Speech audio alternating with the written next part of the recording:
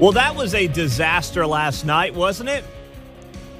No, I'm not talking about my Mets losing 8-0 to the Dodgers. That was a mess, too, but we'll save that for another day. Talking about the Kamala Harris sit-down with Bret Baier on Fox News. I did not think it would go well. I did not believe that Kamala Harris would be able to handle this line of questioning because, frankly, sad to say, there was only one media outlet that was ever going to get to ask possibly these kinds of questions to Kamala Harris. And it was Fox News. And this is what happens when you don't put yourself in difficult situations as a politician. When you spend 3 months running for president and you mostly just get fluffed up by friendly media, when you finally get asked questions that you're uncomfortable with, that challenge your record a little bit, you end up with Kamala Harris getting very defensive. Now, let's be clear. The actual answers here aren't really as important as the bigger picture. And the bigger picture is how you come across to the American people, how you handle confrontation, how you handle somebody asking you questions like Kamala Harris was getting asked last night by Bret Baier. People don't think the country's going in the right direction. When did you realize that Joe Biden was a vegetable? Why did you allow 10 million people into the country? These things that are reasonable questions to ask of Kamala Harris, but frankly, nobody outside of 60 Minutes, which pushed a little bit, but then had the ability to edit the tape, nobody else had really gone down this road with somebody who wants to be the leader of the free world. Well, Bret Baier did last night. And Kamala Harris's best hope at this point is that this news cycle moves on very quickly from this interview because it went as poorly as it could have gone. Now, if I could summarize this thing in about 15 seconds, here's what it would sound like. Democrats voted. Donald Trump, Donald Trump, Donald Trump, Donald Trump, Donald Trump, Donald Trump, Donald Trump, Donald Trump, Donald Trump, and Donald Trump, Donald Trump. President Biden had a fundraiser debate stage. Let's go back to Donald Trump, Donald Trump, Donald Trump, Donald Trump. It was the don't look at me. Did you know I'm running against Donald Trump? Do you know who my opponent is? Yeah. She's a real beauty. That was basically the pitch from Kamala Harris last night. And it started off right out of the gates when Bret Baier opened up asking about immigration. And the deflection and the defensiveness was on full display. You know, voters tell pollsters all over the country and here in Pennsylvania that immigration is one of the key issues that they're looking at this election, and specifically the influx of illegal immigrants from more than 150 countries.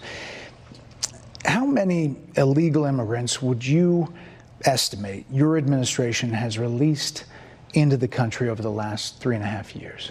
Well, I'm glad you raised the issue of immigration because I agree with you. It is a topic of discussion that people want to rightly have. And you know what I'm going to talk about. Yeah, but right do you, now, just a number. Do you think it's 1 million, 3 million? Bret, let's just get to the point. Okay, the point is that we have a broken immigration system that needs to be repaired. So your Homeland Security Secretary said that 85% of apprehensions. I'm not finished. We have it's a an rough immigration estimate of system 6 million people have been released into the country. And let me just finish. I'll get you the question. I promise you. I was beginning to answer. And when you came. Okay, so that was the opening question from Kamala Harris, and she was not about to answer it. What she was about to say is Donald Trump used his political might to block a bipartisan bill in the last 9 to 12 months, and if that passed, we would be fine on the border. Well, that wasn't the question. Now, I get it. That's an uncomfortable question for the number two in an administration that has allowed at least 10 million people to illegally cross the border. I get it. That's uncomfortable. But this is where the importance of doing press conferences and the importance of doing media that actually asks you difficult questions prepares you for things like last night. It's why J.D. Vance was able to succeed in that vice presidential debate because he had spent weeks going on shows like Meet the Press and stations and channels like CNN. He had spent weeks doing that. So nothing was going to fluster him. And that's why he handled that VP debate in part so well. Kamala Harris could have easily spun out of that. She could have said, listen, Brett, the answer is too many. There were mistakes made in the early part of this administration. But guess what? The guy who's in charge is not running again. I'm running again. And here are the changes I would make. Here are the bills that I would look to move forward with. She doesn't have to talk about the fact, even though it's true, that Joe Biden, along with Kamala Harris, overturned dozens of Donald Trump executive orders that, of course, at least had the border in somewhat of a check, right? She's not going to talk about that. Brett can ask her about it if he wants to do a follow-up, which would be wise to do. But she doesn't have to mention any of that, even though obviously that's an enormous part of the border issues that we have now in this country. They wiped out dozens of Donald Trump executive orders that at least had the border in relative check compared to where it's been the last 4 years. But there's an easy way out of these things. But she has not been challenged. It's like a minor league baseball player going from single A to the big leagues. It's too big of a jump. And when you've been beating up and batting 400 at single A, and then you get to major league pitching, guess what? It's not going to go well for you.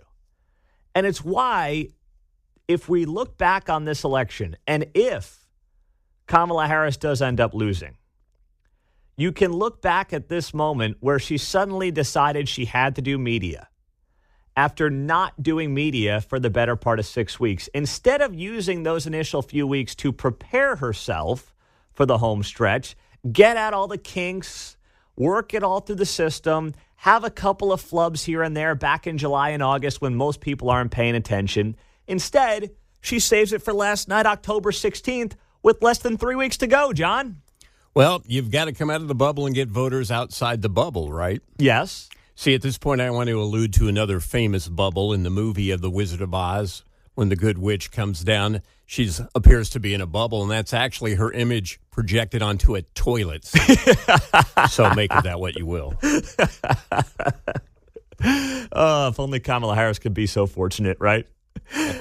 That is one of those things that you look at in this moment, and you say to yourself, it wasn't just the non-answer answer. It was also the body language. And it was the defensiveness. And I know it's not easy. But to take a page out of that J.D. Vance book from that VP debate and from a lot of these things that he does on Sunday shows. He was just on this past Sunday with ABC's Martha Raddatz. And trust me, that was far from a friendly softball interview. But if you're smart enough to do it, and I wonder that as well, but if you're smart enough to do it, you can turn a line with a twinkle in your eye, smile, still be endearing, while also basically saying to the person that's interviewing you, here's why you're wrong and here's why I'm right. And it is a skill. It's a developed skill. It takes time.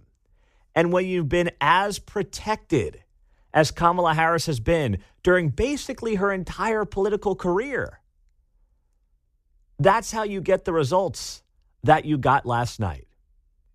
913-408-7957. I am going to have Bill O'Reilly on for a full reaction to this interview coming up this morning at 8:30 right here on KCMO. So if you're an early bird and you're usually not here then, well, make sure you are. Set the alarm. And that way you don't miss Bill O'Reilly at 8:35 on KCMO Talk Radio. 913-408-7957. Based on what your expectations were going into that Brett Baer interview last night, did it meet them? Was it way worse? And does it ultimately move the needle? We'll get to that as well. Pete Mundo on a Thursday morning on KCMO Talk Radio. Now, the next obvious question is whether or not Kamala Harris helped or hurt herself last night. And for the most part, I believe it's a wash. Part of her base is going to be very excited about the fact that she stuck it to Brett Baer and Fox News and that MAGA TV network. So the base might be a little fired up. On the other side, you look at Republicans, and there was no one who was right of center or maybe was a independent voter who is going to be swayed in Kamala Harris's favor by last night.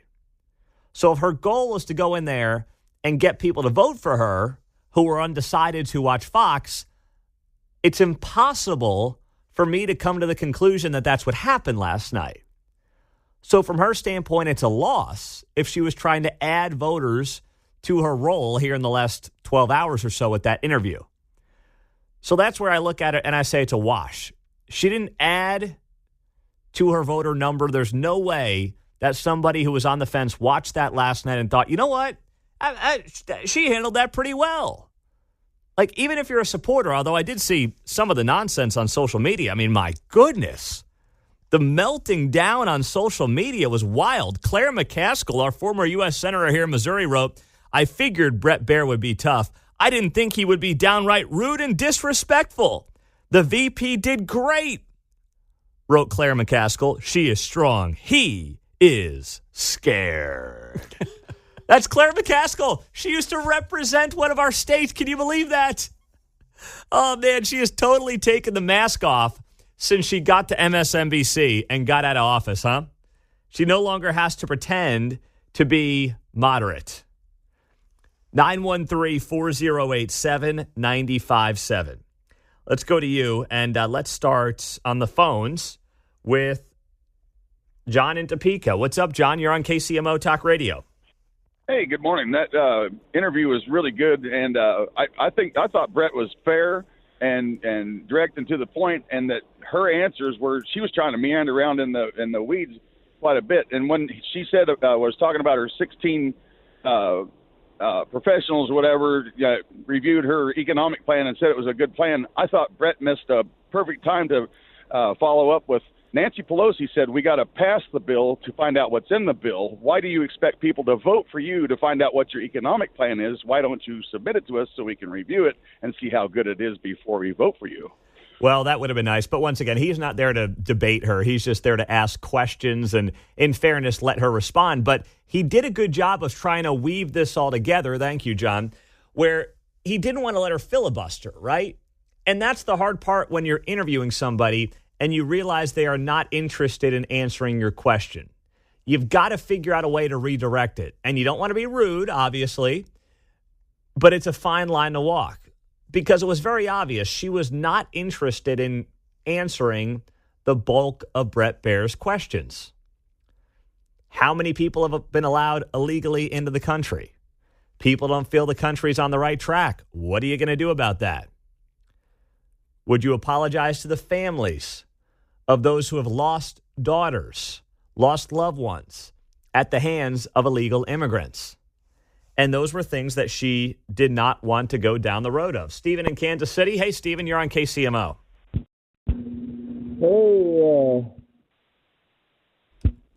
Hey, Pete. I think it went as well as it possibly could have gone last night. I think Kamala set black women back about 30 years with her outbursts. You made a good point there, is that Kamala arrived on set, according to Bret Baier, at 5:17 p.m. and you have to turn that around and air at 6 p.m. So she was not interested. She's not doing any adversarial media after this. This was just sort of a 20-minute segment, so she could say I did Fox, and she's never going to do anything adversarial again. She's been promoted all the way up the line. She's been she doesn't expect to get tough questions because she never has had to do it before. I mean, hopefully this is the end of the campaign and the charade is over. But Bret Baier is not going to get any cocktail party invitations anymore. But they forced him into it because when you show up, when you're not prepared, and you show up 40 minutes before airtime and you don't answer questions, then you're going to get interrupted. You're going to have to get to the issues of the interview. So I'm not a big fan of Bret Baier normally, but he did a fine job because Kamala is not used to getting press, and you're going to see morning joke. You say, oh, she was attacked and everything. No, she was held to the feet. She was asked questions that if she was asked questions that if anybody else had any decent journalism bone left in their body who's talked to her would have asked her already. Checker. Yeah.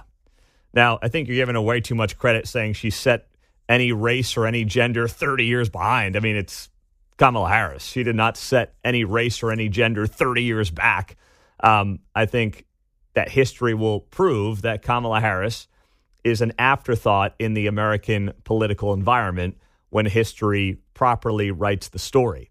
So I disagree with there. That's giving her way too much credit, but that's to your point. Paul's in Kansas City. Go ahead, Paul. Hey, Pete, yeah, I kind of think it's a compounding problem for her because after that disastrous Charlamagne the Guy interview where he came out and said, well, all she does is filibuster, and then you roll this one on top of it, it's just a cascading effect of how ineffective her policies are and how she articulates that policy. And I thought it was interesting when he asked a question on, well, your VP, Tim Walz, governor, signed laws in giving illegal immigrants driver's license, free public health care and everything else. Were you good with that? And you should have seen the look on her face like, where did that come from? Yep. No, I wonder how much of that she even knows, honestly, with her own running mate, because it's not something that she normally cares about, gets asked about, is probably not a big part of their vetting process and what they were looking for in a candidate. So it looked like it almost caught her off guard. It did. Her body language, you can see her face like, where did that come from? Yep, absolutely. Yeah. And that's when it just tied back, thank you, Paul, to Donald Trump. Everything tied back to Donald Trump last night. That was the point for her, to try to get to the Fox viewer or get to the independent viewer who watches Fox to say and redirect everything back to the orange man bed. That was it. That was the entire purpose and goal. And while I thought she did that effectively, and that is trying to bring Donald Trump back into every part of the answer, I just wonder if that really works for people who are looking for their next president and looking for somebody who's going to be a leader. Not somebody who's going to say, yeah, but I'm not Trump. Yeah, but that guy's really bad, but orange man bad. Do you want somebody of substance or not? And that's the question that has to be asked in this situation. 913-408-7957. It's 628. We'll get to more with you here on KCMO and also an update on a crime scene in Kansas City next. So is this the right move? You've got charges and you've got finally at least one suspect who has been sentenced for a crime connected to the shooting at the Chiefs Super Bowl rally. This came down yesterday. Jose El Castillo, 36 from Wichita, pled guilty to unlawfully possessing a firearm back on October the 11th. And a judge sentenced him to 3 years probation, according to court records. As part of his probation, Castillo was ordered to complete 40 hours of community service or have a full-time job, submit to random urine tests, and avoid being or having a firearm or ammunition. Now, prosecutors charged Castillo after Kansas City, Missouri police found him with a gun. A witness told officers Castillo picked up one of the handguns used in the Super Bowl parade shooting and started to walk away. Court records show police interviewed Castillo. During the interview, Castillo told investigators he had been at Union Station with friends to celebrate the Chiefs' Super Bowl win. He was headed to the restroom when he heard what he thought were fireworks before he saw others begin to run away from the area. He walked away from the area, but eventually returned to the restroom. Court records show that is when he told officers he saw a black handgun on the ground and picked it up. Now, this is somebody who is technically a convicted felon in the state of Kansas. He had previously been convicted of a conspiracy to distribute marijuana. Now, we know obviously how marijuana is treated in Kansas versus Missouri.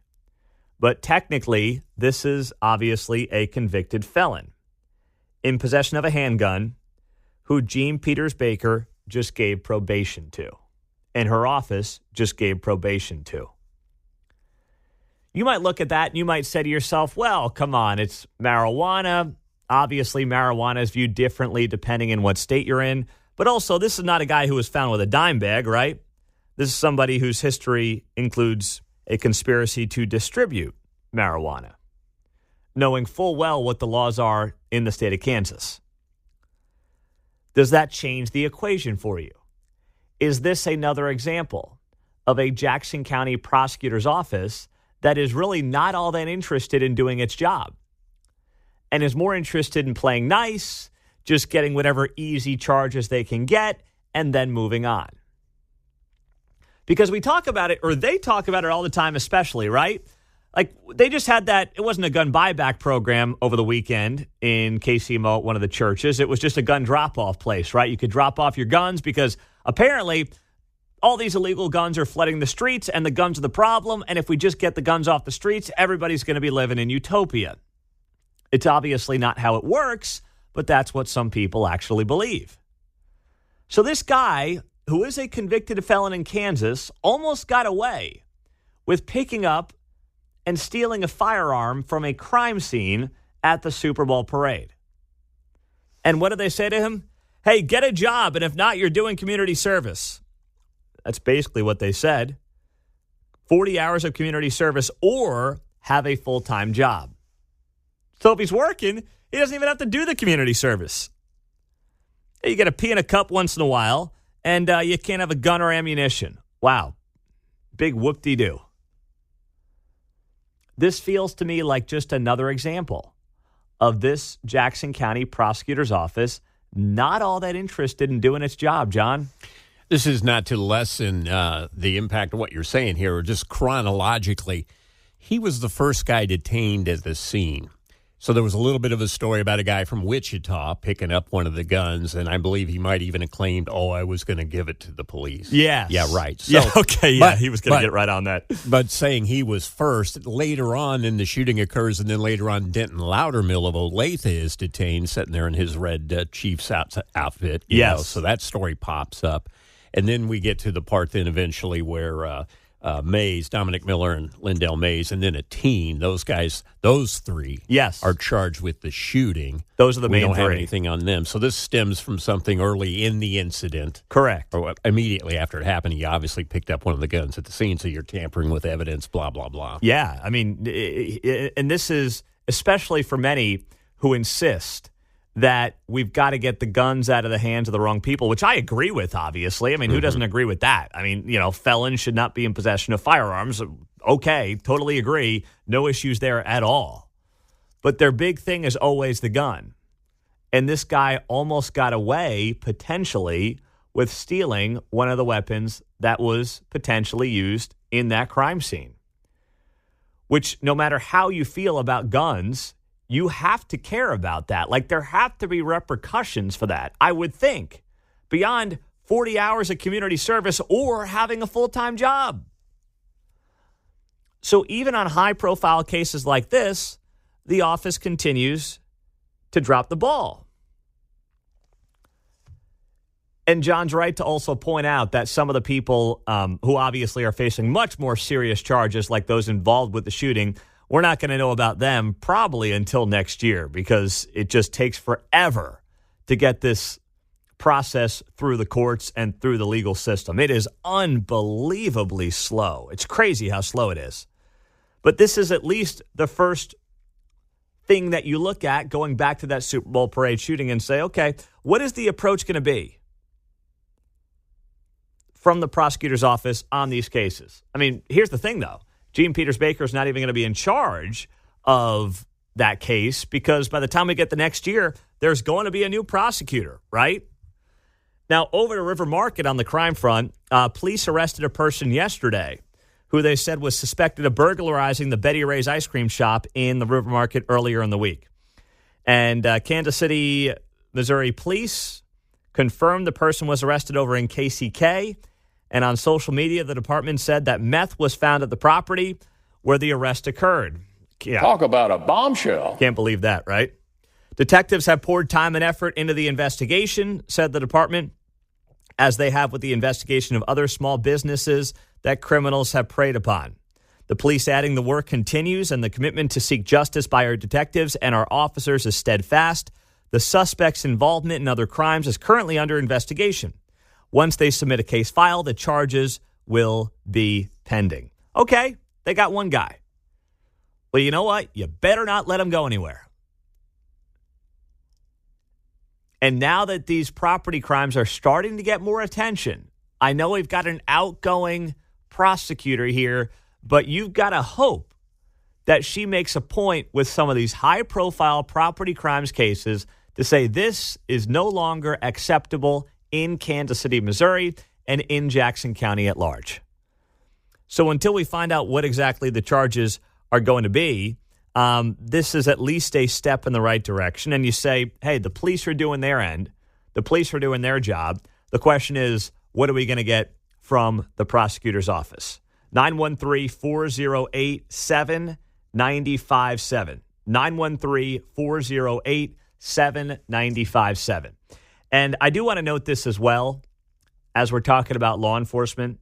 Today, I mentioned it yesterday, today is the 1-year anniversary of Eric DeValcanaire going to prison for doing his job on behalf of the Kansas City, Missouri Police Department, and a prosecutor's office who ultimately sowed the ultimate mistrust between her office and law enforcement. And do not forget, you can still call Governor Mike Parson today and ask that the governor give Eric DeValcanaire a full pardon, and that number is 573-751-3222, 573-751-3222, and I will also share this on my social media pages, as Eric DeValcanaire, as of today, October 17th, has spent 1 year in prison. Pete Mundo on KCMO Talk Radio. We can get to you as well. 913-408-7957. Bill O'Reilly is going to join me at 8:30 on KCMO. We'll get to Quentin Lucas next hour as well, all on 95.7 FM. Clark Hunt said the quiet part out loud yesterday. Chiefs owner did a press conference, and he talked about the stadium. He talked about the future of, as he has to call it, GEHA Field at Arrowhead. That's a real tongue twister, by the way. If you're calling it that every single time, that's a lot, John. That's a mouthful, man. I'm old, so I don't. Well, I know, but he has no choice. He's taking that GEHA money. Yeah. He has to say it that way. Yeah. I don't say it that way. No. I agree. But I noticed every time he referred to Arrowhead, which none of us call it GEHA Field at Arrowhead, he had to do it. Listen, you take that check, you better call it by the right name, man. You know? Journalistic integrity. You say GEHA Field at Arrowhead Stadium once, and then you just say Arrowhead the rest of the time. Yeah, that's not what he did yesterday. No, you're not. You're not saying at the Harry S. Truman Sports Complex. Well, see, there's a full title there. Hey, the Truman family ain't paying $20 million or whatever to have their name on the complex. I guess so. GEHA is Geehaw. Geehaw. They are paying that big money. I wonder how many people know what that is when they look at it. No one. Okay. It's such a waste of time. It's such a waste of money by that company. Well, that's what I feel like. It's not a deal where you can publicly go ahead and join and participate unless you're a government employee, GE. Yeah, it's health insurance, right, for government employees. Yeah. It's like you either can use it or you can't. Right. Who are you advertising to? I've never understood it, but whatever. It allows them to bury Arrowhead a little bit. They still use Arrowhead. They didn't get rid of Arrowhead, but they probably collect a nice check in the 8 figures, at least $10 million, and away we go. Well, we have a high per capita employment rate for the federal government in this market, yes. So there's that. Yeah, but still, but you the either market have it size, or you don't. is in New York. Yeah, I don't get it. I really don't. Well, but either way. They got us talking about them. Earned media. Yeah, they get the last laugh. So Clark Hunt was asked yesterday at a press conference at Arrowhead about why this process has taken so long and specifically the location. Here's what Clark Hunt had to say. Probably the most difficult thing is there are a lot of stakeholders when you're involved in the stadium process. You've got the local city, the county, the state that all have to be part of those conversations. Obviously, there's a lot of work on our side in terms of figuring out what the right opportunity is for us economically. We also are very cognizant of making sure that we keep the community and our fans in mind. We want to make sure that where we end up will work for many generations of Chiefs fans. Notice what he said there at the end. The location has to work for many generations of Chiefs fans. That signals to me somebody who is not dying to go over the state of Kansas.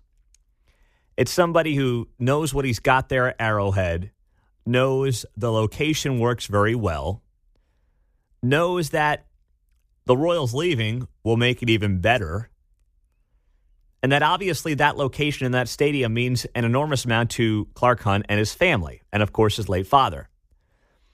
That doesn't sound like a guy to me who's just jumping over to Kansas for the sake of it.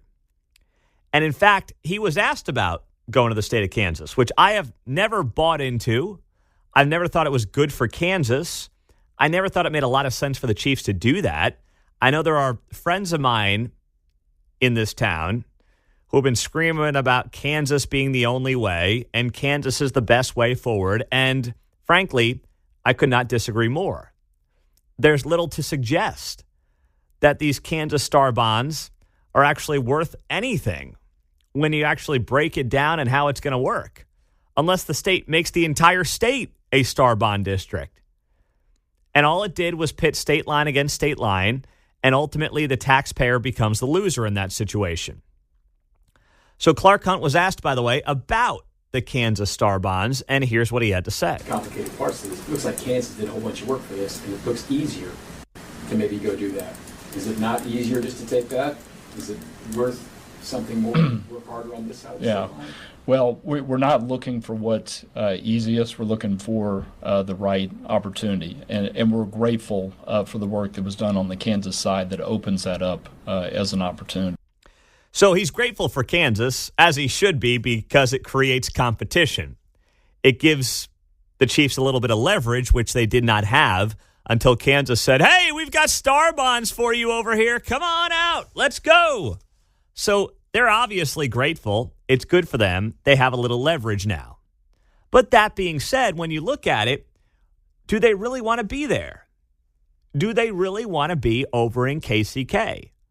And if Clark Hunt wanted to be in KCK, they'd be in KCK by now. If they start the Star bonds where this can't-miss opportunity and it was an awesome deal, no ifs, ands, or buts, they'd be there by now. The deal would be done. Because let's be honest, we don't have the cream of the crop running Jackson County, running the city at large, and running area politics on the Missouri side. They would be gone if they thought it made sense to take the Star bonds and go to Kansas. But the one thing I give this ownership group credit for, one of the many things I give this ownership group credit for, because they are a great ownership group, is that, and family, obviously, it's just the Hunt family. But when you're worth the kind of money they're worth, and that is, according to reports, north of $20 billion, yes, you're interested in, obviously, the government helping you fund a stadium. That's the name of the game in today's environment. For better or for worse, that's the name of the game. They aren't just looking to uncover and take every single penny they can get their hands on. And they're willing to at least say, maybe these Star bonds, which look great on paper, aren't all they're hyped up to be. And there still are more questions than answers. So that's how I'm looking at it. And I'm saying to myself, well, that's great. They're taking a step back and they're realizing that let's just do what's in the best interest of the team for the next several decades and of the fan base for the next several decades.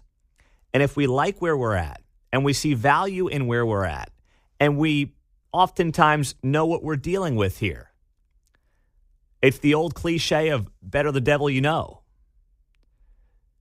And if you feel like you have a good handle on what you've got in Jackson County with a little bit of help from Kansas City and the state of Missouri, why screw that up?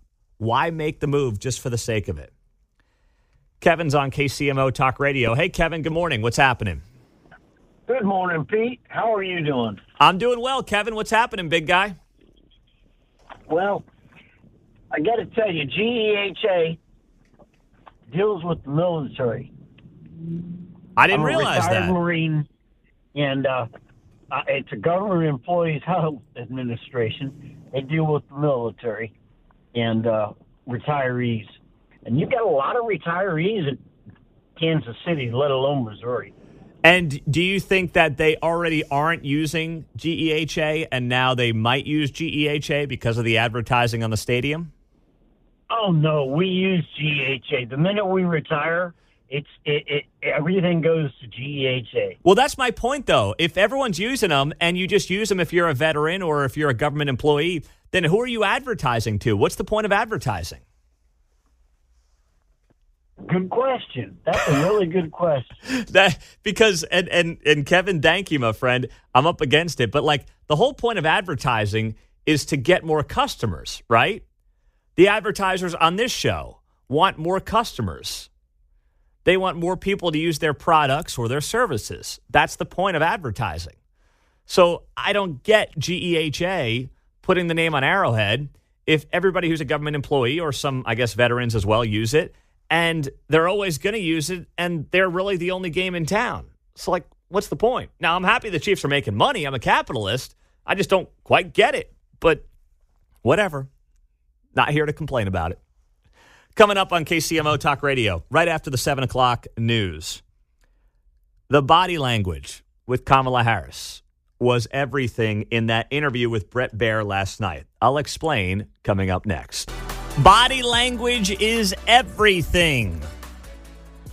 In fact, it's oftentimes more important than what is said. And that was the case for Kamala Harris last night in her sit-down interview with Brett Baer. Good morning. Happy Thursday, 7:06 on 95.7 FM KCMO. Last night, I didn't see the interview between Brett Baer and Kamala Harris live on Special Report. We had 5-year-old soccer practice last night. So I had it on the DVR. And my phone starts blowing up as I'm at this 5-year-old soccer practice. Ping, ping, ping. People sending me various clips. And I could have easily just sat there, watched the clip, saved myself some time. But I didn't. In part because Kate wanted to watch it with me. So I said, of course, I got to watch the whole thing straight through. And oftentimes it's like watching the highlights of a sports game versus watching how the whole game unfolds. Mm-hmm.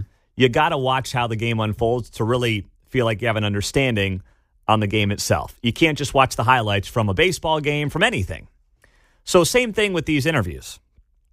So I watched the whole thing last night, and the big takeaway to me was the body language and the clear condescension from Kamala Harris as she's responding to Brett Baer. There was some finger wagging. There was some talking down to Brett. And I get it. When you're not used to being in those environments and you're overly accustomed to friendly media, it's like a shock to your system when someone says, hey, you've allowed millions of illegal immigrants into the country. What's the official number? What do you say to parents whose kids have been killed by your immigration policies? Like, when you haven't been asked that, it is a shock to your system, and you inherently get defensive. And that's what happened to Kamala Harris last night. And that's why the body language, as much as anything else, if not more than anything that was said, is the part that's going to live on and could come back to bite her, more so than the actual words that came out of the interview. And it's interesting to me because we all know people who are a little arrogant, right? Who have some of that bluster behind them. And there are certain people that I don't mind when they have some of that. If they've been wildly successful, if I perceive them as being incredibly smart, I'm cool with that. I'm okay with that because that is part of how they achieved what they've gone on to achieve. But Kamala Harris is nothing but a political creature who has done nothing to get to the place that she's at today. Nothing. I mean, it is the definition of an empty pantsuit.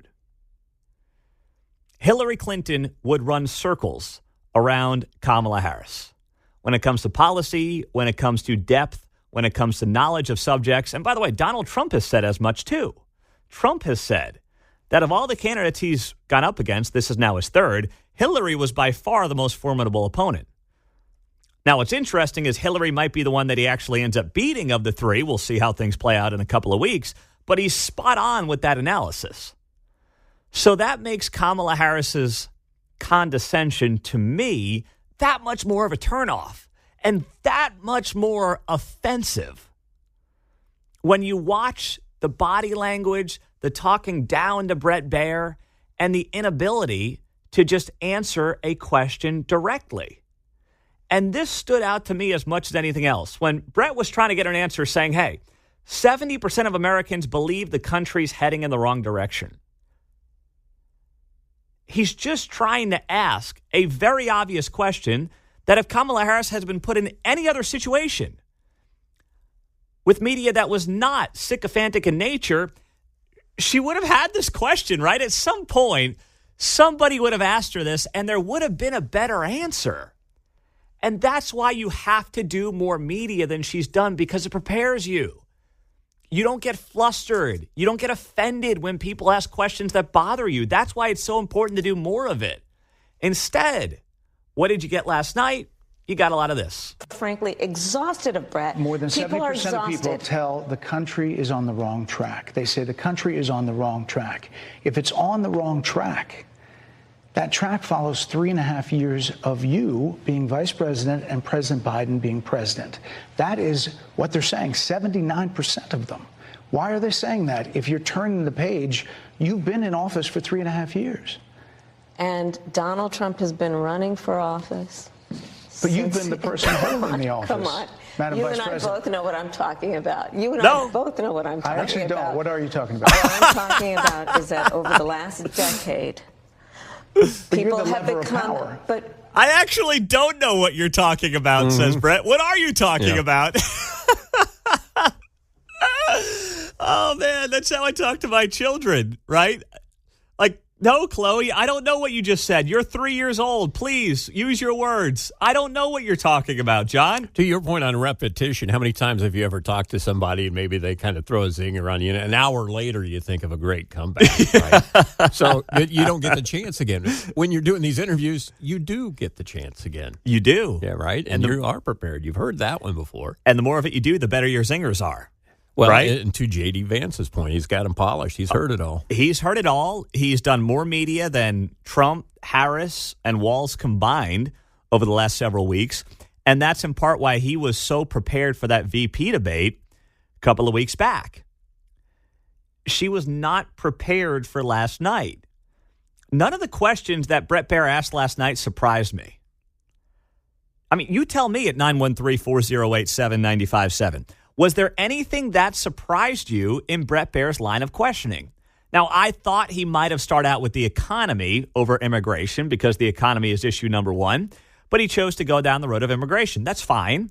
But you knew that both topics were going to be brought up, and you knew that Brett Baer was going to ask questions about the failed immigration policies of this administration in a way that nobody else in media has asked before. So it wasn't a surprise.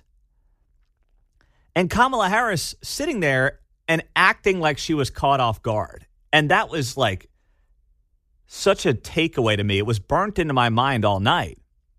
After the interview, sit back, I watch my Mets get blown out, and I just keep thinking back to how she just had that deer in the headlights look like, Brett, how could you, or why are you asking me questions like this? How could you possibly throw me a curveball like that? There were no curveballs in that interview. They were some of the most obvious questions anybody who has an ounce of journalistic integrity would have asked Kamala Harris at some point in the last 3 months, right? It's not a difficult conclusion to come to unless you're the Kamala Harris campaign. In which case, you sit there and you say to yourself, whoa, whoa, whoa, this is getting out of hand, and it's getting out of hand real fast. We better reel this baby in, reel. And Brett Baer did say last night that they showed up late. The interview was supposed to start at 5 o'clock Eastern. They showed up at 5:15, 5:20. They had to turn it around for a 6 p.m. start time on his special report show. So he got about 26 minutes in, but he thought he was going to get more. 913-408-7957. As we roll till 10 o'clock, of course, Bill O'Reilly is going to be here at 8:30. Let's go to Judy. She's in Bethany. Go ahead, Judy. Good morning, Pete. Thanks for taking my call. I did not watch it. I was listening to it on the radio, and I was so aggravated with her, and she was so condescending. I just wanted to reach through the radio and slap her. Well, you can say that. Yeah, I can say that. She was just so rude and so condescending, and the way she was talking to him, and it was like, how dare you talk like that and not even answer the question? She was just, everything she said went back to Trump. Mm-hmm. In ways that wasn't even the way he asked the questions, and then she turned her back around on Trump, and I go, how dare you? Mm-hmm. How in the world dare you? Thank you, Judy. Have a good day. It's interesting. Anecdotally, in my house, I think Kate was more annoyed by Kamala than I was. I was just kind of laughing at the whole thing because it was more or less going how I thought it would go, whereas she was kind of more in line with Judy's line of thinking. She was doing more commentary during it than I was, where I'm just sitting there laughing to myself going, this is exactly how I thought it would go, but even worse. 913-408-7957. We will get to you, more of your reaction from last night and what you saw, what you heard. Quentin Lucas at 7:30, Bill O'Reilly at 8:30. Now, the best 15-second summarization of last night's Bret Baier, Kamala Harris interview is probably just this. Democrats voted. Donald Trump, Donald Trump, Donald Trump, Donald Trump, Donald Trump, Donald Trump, Donald Trump, Donald Trump, Donald Trump, and Donald Trump, Donald Trump. President Biden had a fundraiser debate stage. Let's go back to Donald profits. Trump, Donald Trump, Donald Trump, Donald Trump. That's probably the best way to do it. Someone asked me on X last night, Pete, how many times did she mention Donald Trump? What was the over-under? And I just banged on my keyboard and hit about 7 or 8 numbers and responded with that because no other way to kind of look at it. 913-408-7957. You watched it. You heard it. Sarah's in Raymore. Hi, Sarah. You're on KCMO. Hi, Pete. I just wanted to say that I watched the interview last night, and it was very frustrating. I found she was very obnoxious. I also wanted to slap her because I couldn't handle it. But it really came across to me that what they've been focusing on for the last 3.5 years is Donald Trump. So when they asked her, what are you going to do differently? And she focused it back on Donald Trump. It's almost like she's saying, Donald Trump won't be here anymore, so we can finally focus this time. And it's like, where have you been and why haven't you guys focused this entire 4 years when inflation's been out of control and no one can afford any? And so that's what it was going on in my head. Now, I'm just curious, Sarah, going into it, what did you expect? Because I'm fascinated by the fact that we've probably taken, 10 calls so far this morning, and our women callers seem more annoyed by Kamala's presentation than our male callers do. I think going into it, she's never really impressed me that much, but I expected more than that. And I was really shocked at how much she kept bringing up Donald Trump, Donald Trump, Donald Trump, and not letting Bret Baier talk. That also was jumping into, and there was just a lot of talking over each other, which was frustrating. But I really just expected her to talk more about what she would do different. And when they asked specifically about when did you notice the Biden decline, and she couldn't say anything, and I honestly sat there and said, well, then why are you running for office if he's just fine? I mean, that's just, it's questions like that I was asking throughout the interview that they still haven't answered, or she still hasn't answered. I do say they because the fact that she's got 4 people pulling her off the stage says that she's not really running anything. Yeah. Sarah, thank you very much. I do appreciate it. 913-408-7957. It's fascinating to me. Probably 10 calls this morning, and our female callers seem more annoyed by the presentation than the male callers do. Tom's in Overland Park. Go ahead, Tom.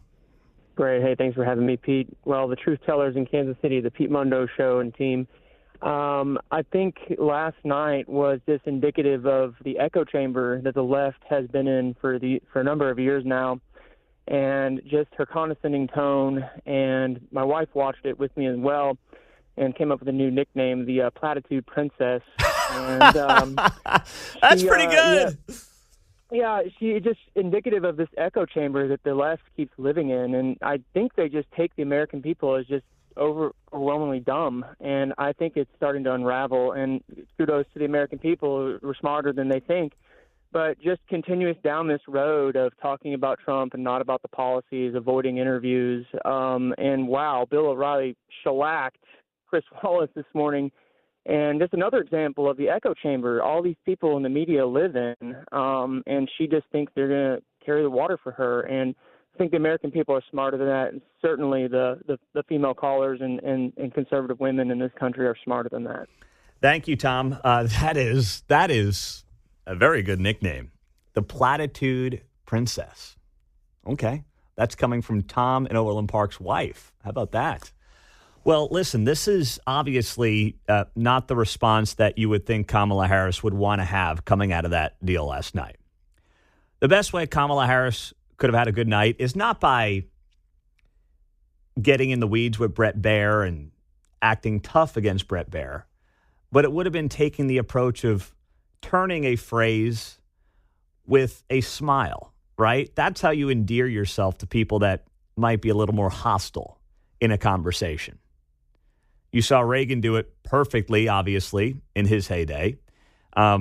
You've seen, I think, J.D. Vance do a pretty darn good job of that as well during his last 3 months, being all over cable news and all over media in general.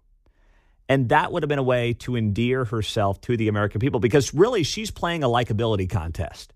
She's not running on policy. She's saying, like me more than Donald Trump. And if the goal was to get people on the fence to like her last night, policy aside, it was an absolute blunder.